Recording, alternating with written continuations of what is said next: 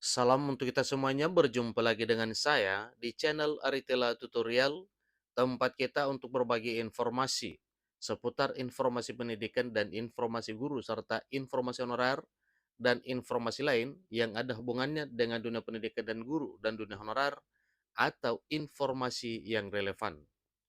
Pada pertemuan ini saya menyapa seluruh Bapak Ibu honorer setanah air yang selalu setia melaksanakan tugas tanpa mengenal lelah dalam melaksanakan kegiatan pelayanan publik baik di instansi pemerintah pusat, demikian dengan instansi pemerintah daerah. Saya yakin bahwa Bapak Ibu honorer selalu semangat dan selalu dalam keadaan sehat walafiat. Pada pertemuan kali ini, ada satu hal penting yang perlu saya sharekan kepada seluruh Bapak Ibu honorer setanah air, yaitu informasi mengenai tenaga honorer yang lolos pada tahapan tertentu yang telah ditentukan oleh pemerintah, maka akan langsung diangkat menjadi P3K paruh waktu tanpa tes. Ingat Bapak Ibu ya, bagi Bapak Ibu honorer yang lolos pada tahap tertentu yang telah ditetapkan oleh pemerintah, maka langsung diangkat menjadi P3K paruh waktu tanpa seleksi tes. Nah, tentunya ini adalah satu hal yang menjembatani Bapak Ibu honorer bisa naik pangkat menjadi P3K penuh waktu, yaitu P3K paruh waktu. Nah, Bapak Ibu terkait dengan tahapan apa yang harus dilalui oleh para honorer ini, sehingga nantinya bisa langsung diangkat menjadi P3K paruh waktu tanpa seleksi tes, mari kita simak informasi berikut sampai selesai.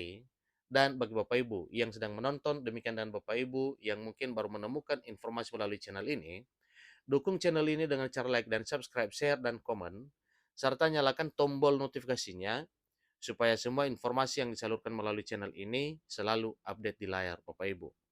Tanpa basa-basi lagi, langsung pada informasinya. Lengkongayobandung.com membuat satu informasi penting mengenai harapan para honorer setanah air Indonesia setelah pengesahan RUU menjadi undang-undang yang sah dan resmi untuk melindungi nasib honorer di negeri ini.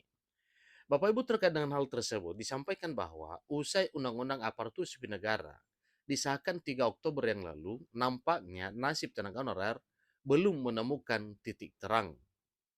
Pengangkatan tenaga honorer menjadi P3K memang dilakukan secara hati-hati dan bertahap dengan melihat data tenaga honorer di Badan Kepegawaian Negara atau di BKN dengan cermat.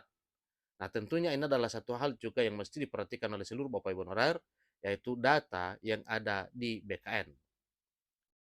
Hal tersebut sangat berpengaruh besar terhadap anggaran negara jika dilakukan tanpa perhitungan yang cermat.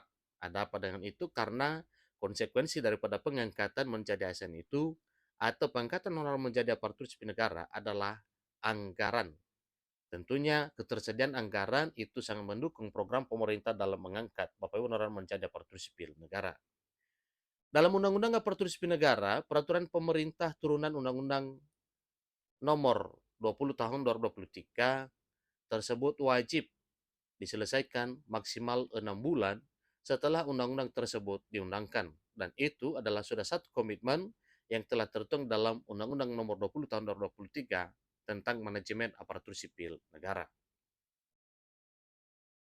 Percepatan perancangan peraturan tersebut juga tengah dilakukan, khususnya mengenai mekanisme pengangkatan tenaga honorer menjadi P3K, baik itu penuh waktu maupun paruh waktu.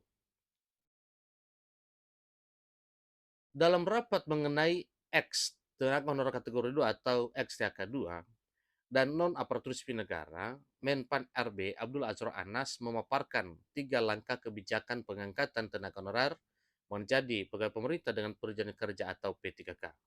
Yang mana tahap pengangkatan tersebut adalah sebagai berikut. Nah, tentunya ini adalah satu hal yang wajib diketahui oleh seluruh Bapak Ibu honorer. Pertama, melalui Kemenpan RB nomor 648 garing 2023 tentang mekanisme seleksi P3K jabatan fungsional, kuota 80% untuk XTHK2 atau tenaga honorer kategori 2 dan non-ASN, dan 20% untuk umum. Jadi, luar biasa untuk honorer THK2 dan non-ASN yang disebut sebagai honorer yang sah dan resmi di instansi pemerintah pusat maupun instansi pemerintah daerah. Kemudian, verifikasi dan validasi dilakukan oleh BPKP dan BKN terhadap non-ASN yang telah terdata. Jika lolos, maka akan langsung diangkat jadi P3K paruh waktu, dimasukkan ke dalam platform digital untuk evaluasi kinerja. Kemudian, jika adanya kebutuhan dan anggaran, maka P3K paruh waktu akan diprioritaskan menjadi penuh waktu berdasarkan pemeringkatan kinerja. Jadi itu poin bagian C Bapak Ibu ya. Ini wajib diperhatikan oleh seluruh honorer, yaitu jika adanya kebutuhan dan anggaran, maka P3K paruh waktu akan diprioritaskan menjadi penuh waktu berdasarkan pemeringkatan kinerja. Poin B mengatakan bahwa tenaga honorer akan langsung dialihkan statusnya menjadi P3K paruh waktu jika data non-ASN tersebut valid dan lolos dalam tahap verifikasi dan validasi. Jadi hal tersebut telah dikonfirmasi oleh Menpan RB bahwa untuk menuju P3K penuh waktu atau paruh waktu hanya diperlukan data yang valid dan lolos sampai tahap ini. Jadi itu kuncinya Bapak Ibu ya, yaitu datanya wajib lolos. Ia menyebutkan bahwa ini dilaksanakan sesuai janji menjadi P3K, yaitu janji bahwa tenaga honorer akan diangkat menjadi P3K meskipun belum langsung otomatis menjadi P3K penuh waktu. Sehubungan dengan hal tersebut Bapak Ibu, tentunya ada juga hal-hal yang perlu diperhatikan oleh seluruh honorer, sekalipun dikatakan bahwa para honorer yang diangkat tanpa tes, tapi ingat bahwa tuntutan juga adalah satu hal mengenai kinerja yang menjadi modal utama Bapak Ibu honorer untuk diperingkatkan terhadap sesama honorer nantinya.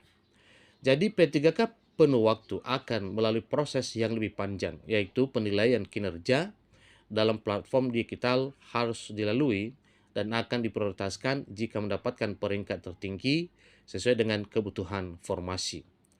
Jadi kebijakan ini akan segera diputuskan, namun belum resmi disahkan bagaimana redaksinya dalam peraturan pemerintah nantinya. Jadi perubahan ini segera akan dilakukan Bapak Ibu ya, untuk mengantisipasi atau mewujud nyatakan komitmen pemerintah bersama dengan DPR RI dalam hal menuntaskan honorer di tahun 2024 tahun depan. Kebijakan ini akan segera diputuskan, namun belum resmi disahkan bagaimana redaksinya dalam peraturan pemerintah nantinya. Nah, tentunya ini adalah satu hal yang kita nantikan adalah peraturan pemerintah, karena memang melalui peraturan pemerintah nantinya, disitulah tertera bagaimana mekanisme penyelesaian para honorer ini. Perubahan demi perubahan akan selalu diupdate secara rutin melalui rapat kerja antara Menpan RB, Komisi 2 DPR RI, BKN, dan BPKP. Demikian informasinya, sampai ketemu pada informasi berikutnya. Terima kasih.